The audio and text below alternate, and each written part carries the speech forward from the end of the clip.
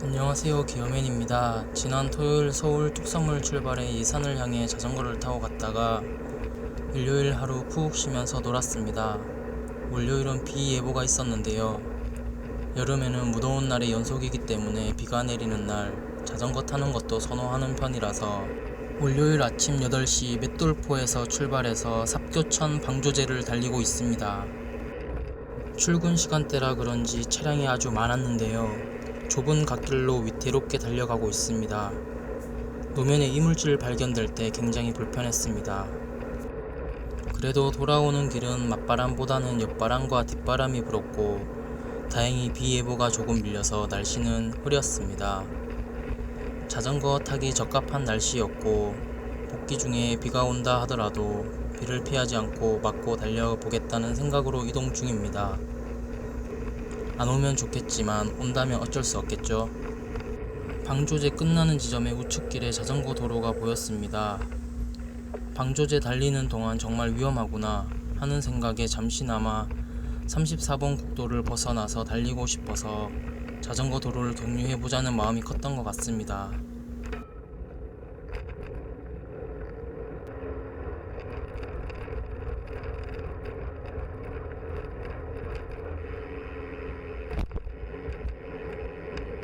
시작부터 내려갔고 34번 국도 옆으로 자전거 도로가 이어지긴 했으나 관리가 안 되어 있는 구간이었습니다.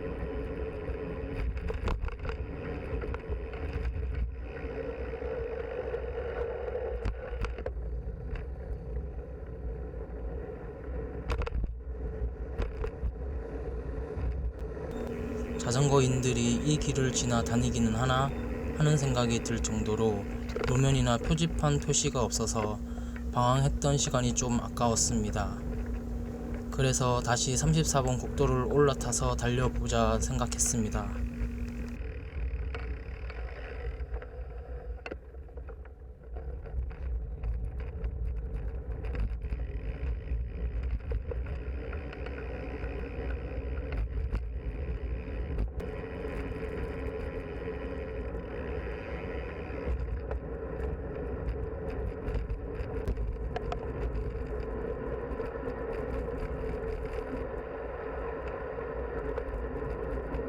공도가 위험하긴 해도 서울까지 가장 빨리 갈 수 있는 길이긴 합니다.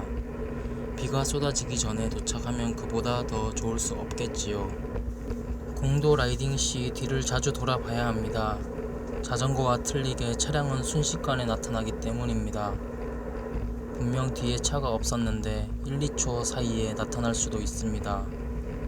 서울 공도 라이딩 하면서 2회 사고 났던 기억이 있는데요.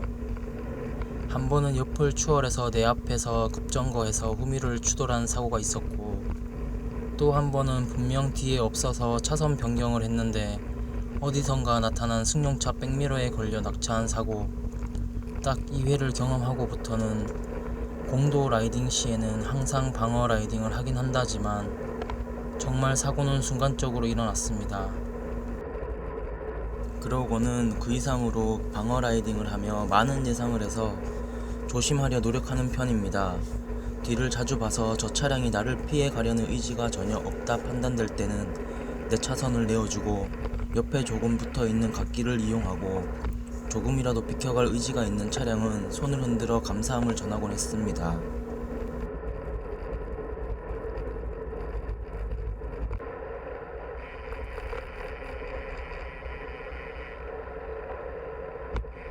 잠깐 동안이지만 꽤나 달렸던 구간이었고 마침 우측에 졸음 쉼터가 있어서 경유해 보기도 했습니다.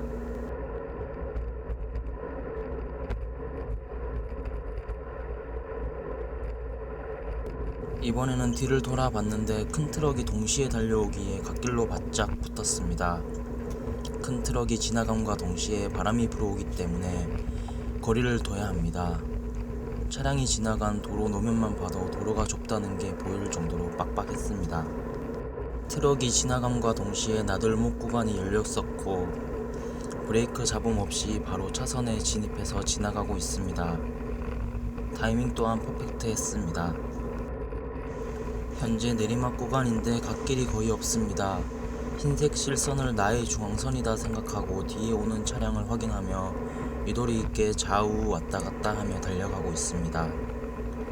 이렇게 해줘야 자전거가 순간적으로 차선에 진입할 수도 있다는 걸 차량이 예상할 거라 생각해서 저만의 도로 라이딩을 안전하게 하는 방법입니다.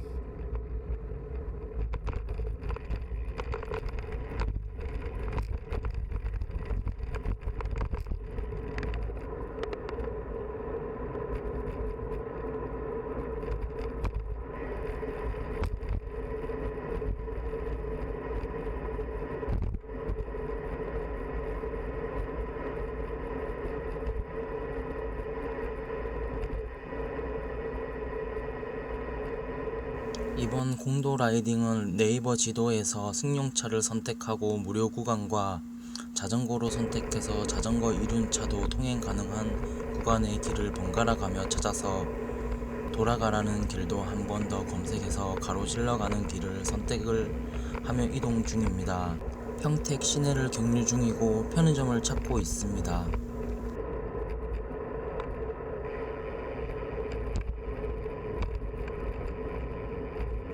가는 길에 있는 편의점을 찾았습니다. 블로그용으로 사진 한 장 찍어주고요. 편의점에 들러 음료와 달달한 초코바로 당 충전하는 시간을 가졌습니다. 바로 앞이 편의점이고 들어갔다 나오는 시간은 약 3분 내외겠지만 자전거 도난을 위해 테이블과 자전거를 연결해서 잠궜습니다. 내 자전거는 소중하니까요. 휴식 시간은 정해놓지 않았지만 체크해보니 약 1시간 라이딩 후 편의점에 들러 음료와 당 충전을 하며 쉬는 시간은 약 10분 정도 소요됐습니다. 그 10분 동안은 어깨에 울러매고 있던 가방을 잠시 내려놓고 머리를 감싸고 있던 헬멧도 잠시 벗어두고 제대로 휴식하는 시간을 가졌습니다. 45번 국도에서 확인하지 못한 터널 2개가 나란히 있는 것을 확인하고 한 번도 지나본 적 없는 터널인데다 위험할 것 같아 우회하는 길을 검색해서 이동 중입니다. 지도를 확대했더니 만세터널과 양성터널이 있었습니다. 여러 터널을 많이 지나보긴 했지만 일단 45번 국도에 차가 너무 많아서 위험하다 판단됐습니다.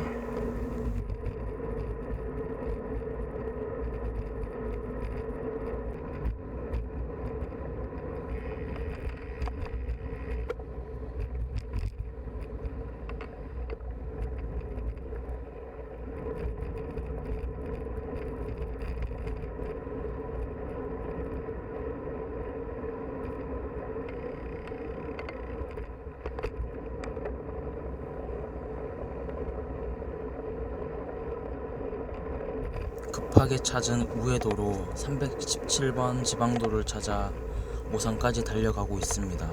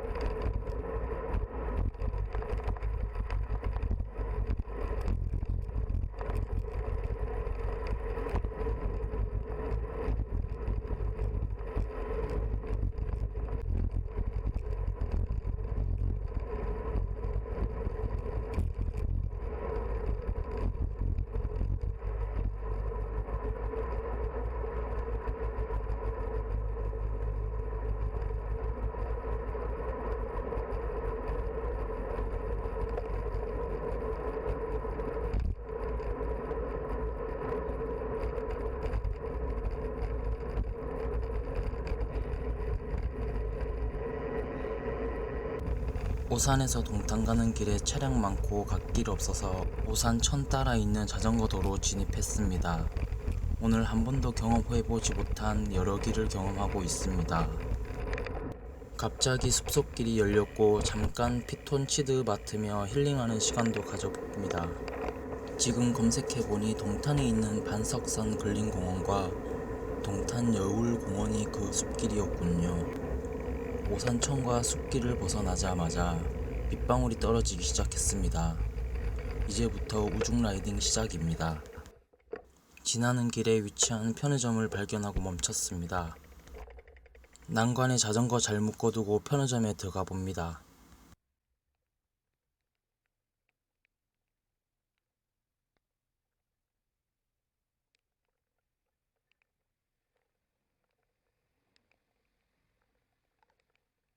편의점에 들어가서 음료 2개 구입하고 결제하면서 사장님이 비오는 날 자전거 탄다고 걱정 섞인 말을 해주셨어요. 우리 아들도 자전거 탄다는 말씀에 짧은 이야기를 하고 나왔는데 비가 억수같이 쏟아지고 있어서 놀랐습니다. 자전거 탈 때는 땀 배출이 많은 편이어서 물보다는 이온 음료를 주로 구입해서 마셨습니다.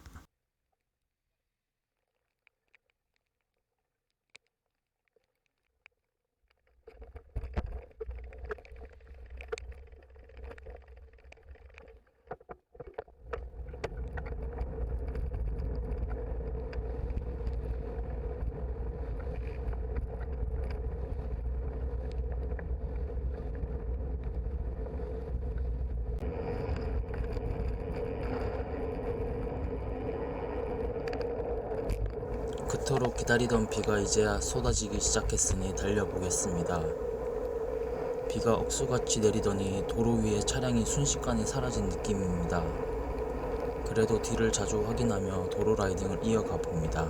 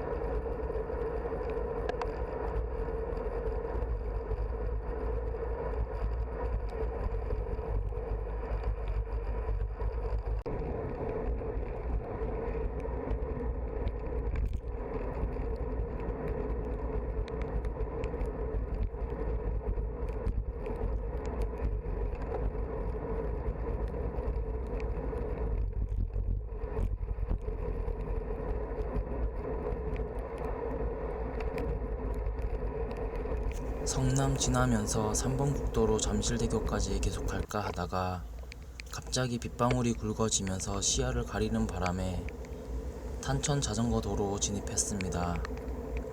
그런데 탄천도 얼마 가지 못하고 길을 막고 있는 물줄기를 만나는 바람에 다시금 공도 라이딩을 해야 했습니다.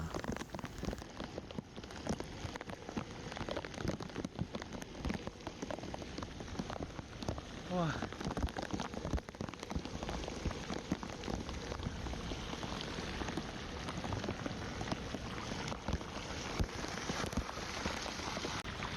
우와. 탄천 옆에 있는 탄천로 따라 탄천대교 지나 복정역에서부터 3번 국도 진입, 결국 잠실대교로 서울 뚝섬까지 복귀 라이딩 무사히 마쳤습니다. 약 110km 5시간 반 달렸습니다. 물 먹은 자전거는 이틀 정도 뒤집어 뒀더니 물이 엄청 빠졌습니다. 끝까지 시청해주셔서 감사합니다.